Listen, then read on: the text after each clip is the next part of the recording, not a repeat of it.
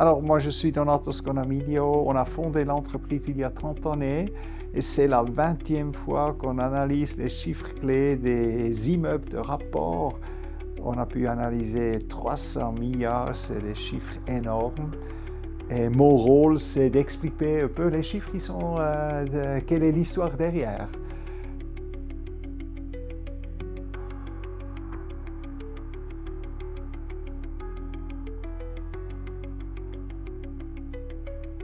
On a une demande hyper forte, hein? On a des terrains limités, on ne peut pas construire si vite et on a une immigration forte. Moi-même, je suis un résultat d'immigration il y a longtemps.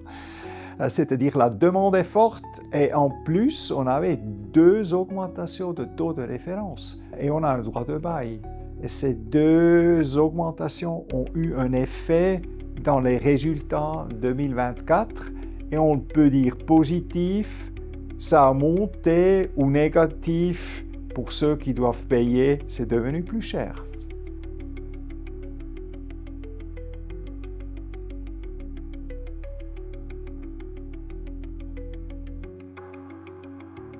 Une fois de plus, c'est le Zug, c'est les cantons centraux qui ont des impôts bas, qui profitent de l'infrastructure des autres, qui ont pu attirer une demande très très forte. Il ne faut pas oublier qu'une année avant, on parlait d'une possible crise immobilière. On avait les taux qui montaient, tout d'un coup, on touchait net 3, on payait à la banque 3, donc on ne savait pas si on va dans le mur. Heureusement, les taux ont baissé et donc toute la Suisse a profité. Mais le canton de Genève, par exemple, ils n'ont que augmenté à peu près 2%. Et c'est Zug qui a fait presque 6%. Donc il y a quand même une différence sensible.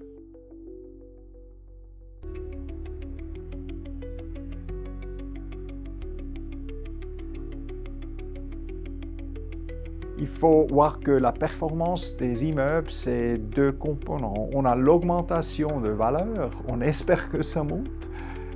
Et en plus, on a le cash qui entre. C'est comme une vache qui donne du lait. Et l'autre, c'est si la vache devient plus lourde ou moins lourde, c'est le changement de valeur. Et cette fois-ci, on a revu l'augmentation des valeurs. Donc, on a une augmentation de valeur plus les 3% qui entrent, ça fait un peu plus que 5%. Et pour le futur, les 3% cash, ils vont continuer à entrer parce qu'ils sont tout pleins. On a les gens qui payent pour l'appartement, ça c'est super stable. Et la question va être, est-ce qu'on aura encore d'autres augmentations de valeur dans le futur? Mais on pourrait dire ça comme ça, après l'année avant où on avait peur, aujourd'hui on est back to normal, performance plus que 5%.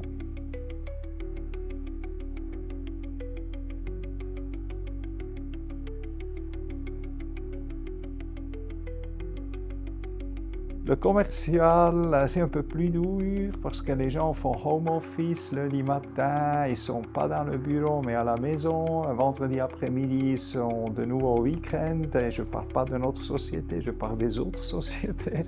Avec le résultat qu'il y a pas mal de gens qui se disent pourquoi louer des surfaces si grandes si je les utilise 2 tiers, ils sont 1 tiers, c'est vite.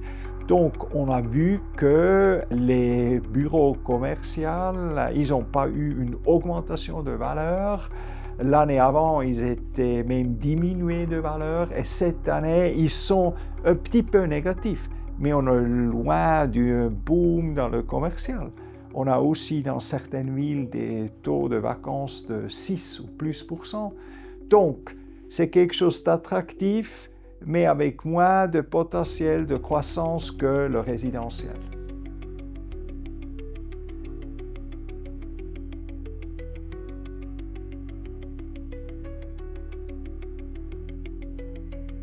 Alors il faut distinguer entre le titrisé et le non titrisé. Le non titrisé, ceux qui ont des crédits à la banque, ils sont contents de devoir payer moins. S'ils ont une hypothèque Saron, ça devrait descendre un peu. Laissons à côté la discussion des marges des banques, mais en tout cas, pour eux, c'est positif. Si on parle du titrisé, on a vu que les cours des sociétés immobilières cotées en bourse ou des fonds, ils sont plutôt corrélés avec la bourse. Donc, s'il y a un boom En bourse, on profite. S'il y a un crash, on crash. Donc l'évolution du titrisé, il est assez distingué de l'évaluation du marché direct. Les derniers mois étaient super, ils ont super profité. Ils ont augmenté, ils ont regagné l'argent qu'ils avaient perdu avant. Et le risque principal pour moi, ce n'est pas la BNS, mais c'est la politique. Parce qu'on est en train de discuter si on veut faire la Lex Koller beaucoup plus stricte, avec même l'impact sur le placement direct. La question va être, est-ce que des étrangers peuvent acheter des parts à des sociétés immobilières cotées en bourse? Donc le risque, ce n'est pas le collègue de M.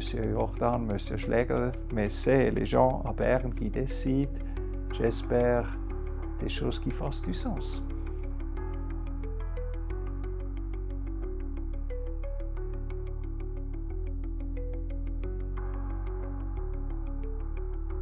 Alors, si on regarde la Suisse de l'extérieur, heureusement, on a la stabilité. Parce que si le monde est fou, on cherche la stabilité. On investit dans la pierre, on investit dans la Suisse. La Suisse est attractive, donc on peut offrir des postes de travail. Ces gens qui sont super importants pour notre bien-être, ils veulent aussi habiter. Il faut construire. Le terrain, il est limité. Donc, si on regarde ça de l'extérieur, sans choc des États-Unis et d'autres trucs, on doit dire il ne faut pas seulement investir dans la pierre, mais on peut aussi être assez sûr que les prix devraient monter s'il n'y a pas un orage ou quelque chose d'extrême.